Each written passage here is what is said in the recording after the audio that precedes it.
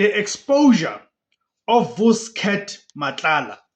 If there's one name or one of the names that has dominated the news in South Africa, it is the name of individual called Vusket Matlala, who of course now there's even questions about his true identity. With the other reports imagine that it might even be Vusmuzi Dlamini from Swaziland, from Eswatini, okay? So, but what is this thing? What are these news all about him? Why is this so much in the news? Why is so much in the news? Because there's a lot of people involvement. A number of people have been found to be involved or attached to him.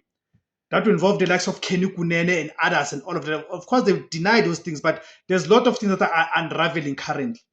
Okay? So there's a lady who's an actress by the name of Tebogo Tobeja.